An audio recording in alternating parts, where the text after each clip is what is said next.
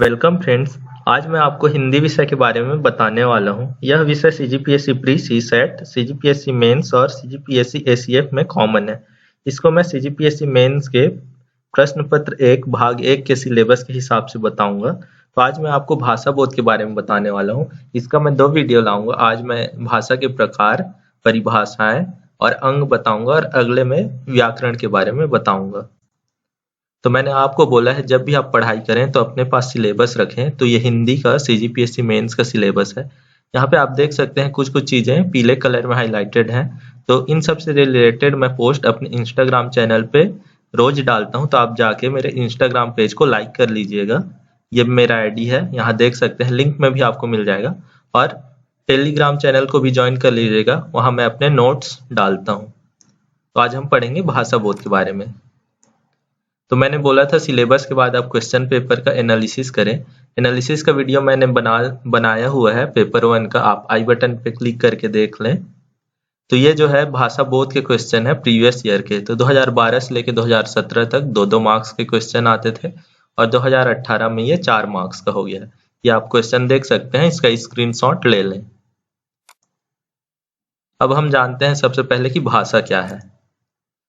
तो ये परिभाषा है भाषा की। भाषा वह साधन है जिसके द्वारा मनुष्य अपने विचार दूसरे तक भली भांति प्रकट कर सकता है और दूसरों के विचार स्पष्ट रूप से समझ सकता है। तो इसका मतलब यह है कि भाषा एक ऐसा माध्यम है जिससे हम एक दूसरे को अपनी बात समझा सकते हैं और दूसरों की बात को समझ सकते हैं और अपनी बात दूसरों तक पहुंचा सकते हैं। तो एक भाषा एक ऐसा माध्यम है जिससे हम आपस में बातचीत कर सकते हैं या लिख के कुछ समझा सकते हैं। तो वो भाषा होती है। फिर उसके बाद भाषा के रूप देखते हैं। तो ये 5 रूप हैं भाषा के। अब इसको एक एक करके समझते हैं। तो सबसे पहले है बोली या बोलचाल की भाषा। तो इसकी परिभाषा देखते हैं। किसी भी भाषा को क्षेत्रीय रूप में बोला जाता है तो वह बोली कहलाता है। भाषा के सबसे छोटे और सीमित रूप को बोली कहा जाता है। मतलब जब भाषा को हम बहुत छोटे रूप में या कम जगह में बोला जाता है, जैसे छत्तीसगढ़ी है, वो हिंदी का एक बोली है। तो ये छत्तीसगढ़ के कुछ हिस्सों में बोला जाता है, पूरे छत्तीसगढ़ में भी नहीं बोला जाता। तो छत्तीसगढ़ी एक बोली हो जाती है। मतलब जब भाषा सिमट के एक छोटा रूप ले लेता है तो वह बोली कहलाती है। इसमें लिखा हुआ भी है कि भाषा के सबसे छोटे और सीमित रूप को बोली कहा जाता है। उसके बाद देखते हैं मानक भाषा। तो ये परिभाषा है। मानक भाषा का अर्थ ऐसी भाषा से है जो एक निश्चित पैमाने पर बोली और लिखी जाती है। मानक भाषा का पैमाना उसका व्याकरण होता है। इसका बोलने का अर्थ यह है कि जब भाषा का एक कुछ पैमाना बन जाता है कि इसको हमें ऐसे लिखना है, ऐसे पढ़ना है, ऐसे बोलना है, तो वह मानक भाषा बन जाता है। तो मानक भाषा आप कैसे समझ सकते हैं? जब हम किसी को लेटर लिख रहे हैं, पत्र लिख रहे हैं या कोई भाषण दे रहे हैं, तब वह इस बात का ध्यान रखेगा कि उसमें व्याकरण सही हो, जो बोल रहा है वो सही हो, जो लिख रहा है वो सही हो। तो उस समय हम मानक भाषा का प्रयोग करते हैं। तो मानक भाषा का पैमाना व्याकरण होता है। तो इसका अर्थ यही था कि हम जब भाषा को एक सही पैमाने पे लिखें, एक सही ढंग से लिखें, तो वो मानक भाषा होती है। उसके बाद है संपर्क भाषा। तो इसकी परिभाषा देखते हैं। संपर्क या जन भाषा वह भाषा होती है जो किसी क्षेत्र, प्रदेश या देश के ऐसे लोगों के बीच पारस्परिक विचार विनिमय के माध्यम का काम करे जो एक दूसरे की भाषा नहीं जानते। तो इसका एग्जाम्पल लेते हैं। जैसे कोई एक आदमी है गुजरात का और एक आदमी है उड़ीसा का। तो उड़ीसा का भाषा है ओडिया और गुजरात का है गुजराती। तो इन दोनों एक दूसरे की भाषा को नहीं समझते हैं। तो मान के चलिए अब ये एक दूसरे से हिंदी में बात कर रहे हैं, उनको थोड़ा थोड़ा हिंदी आता है। तो यहाँ पे हिंदी जो है वो संपर्क भाषा होगी। वो एक दूसरे की बात को हिंदी के द्वारा समझ रहे हैं। अपने जो मातृभाषा थी गुजराती और ओडिया, उससे वो नहीं समझ रहे हैं, जबकि हिंदी से समझ रहे हैं। तो यहाँ पे हिंदी एक संपर्क भाषा है। तो ये होता है संपर्क भाषा। फिर अगला देखते हैं राजभाषा। इसकी परिभाषा है जिस भाषा द्वारा राजकीय कार्य संपादित किए जाए वही राजभाषा है। मतलब जब कार्यालय में जो कुछ भी काम होता है वहाँ जो भाषा यूज होती है उसको हम राजभाषा बोलते हैं। तो हमारे देश का राजभाषा हिंदी है और इंग्लिश है ज्यादातर जगहों में। फिर राज्यों का अलग अलग है, कई जगह उनकी मातृभाषा है और ज्यादातर स्टेट में इंग्लिश है और हिंदी भी राजभाषा है। तो जहाँ जिस ऑफिस में या कार्यालय में जिस भाषा का यूज होता है वो राजभाषा कहलाती है। फिर आती है राष्ट्रभाषा। इसकी परिभाषा देखते हैं। राष्ट्र के अधिकाधिक क्षेत्रों में बोली जाने वाली और समझी जाने वाली भाषा राष्ट्रभाषा कहलाती है। मतलब जब किसी राष्ट्र में या देश में जो भाषा हर जगह बोली जाती है वो राष्ट्रभाषा कहलाती है। भारत का कोई राष्ट्रभाषा नहीं है।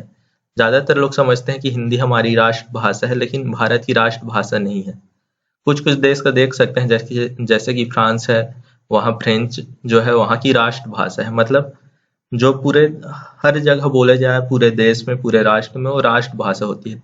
ये राष्ट्रभाषा जो है लोगों के मन में गर्व का भी महसूस कराती है, उन लोग को एक प्राउड फील कराती है। तो ये राष्ट्रभाषा थी। उसके बाद जानते हैं भाषा के अंग। तो भाषा की शुद्धता के लिए व्याकरण एवं लिपि का ज्ञान अति आवश्यक है।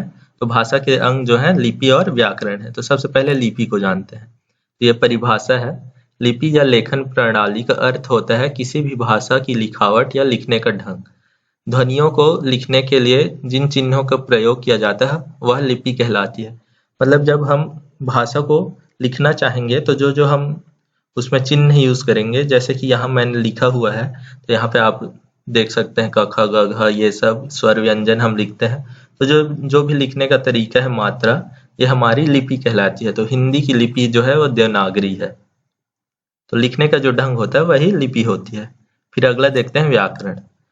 तो इसकी परिभाषा है। व्याकरण उस शास्त्र को कहा जाता है जिसमें भाषा के शुद्ध करने वाले नियम बताए गए हों। किसी भी भाषा के अंग प्रत्यंग का विश्लेषण तथा विवेचन व्याकरण कहलाता है। व्याकरण वह विद्या है जिसके द्वारा किसी भाषा को शुद्ध बोला, पढ़ा और शुद्ध लिखा जाता है। मतलब भाषा हमारे एक ऐसा माध्यम है, ऐसा ज्ञान है जिससे हम किसी भी चीज को सही तरीके से बोल सकते हैं, पढ़ सकते हैं या लिख सकते हैं। आपको एक सही तरीका चाहिए रहता है, एक नियम चाहिए रहता है किसी भी चीज को बोलने के लिए, पढ़ने के लिए या लिखने के लिए। अगर हम वहां भी थोड़ा सा आगे पीछे करें उन नियम में तो अर्थ बदल जाता है या फिर वो गलत हो जाता है। तो व्याकरण हमें वही सिखाता है कि हमें सही सही लिखना कैसे है, पढ़ना कैसे है और बोलना कैसे है। हाँ, अब हम जानते हैं स्रोत भाषा और लक्ष्य भाषा के बारे में। तो जब भी भाषाओं का अनुवाद होता है तो ये दोनों शब्द निकल के आते हैं। तो अब इन दोनों को जानते हैं।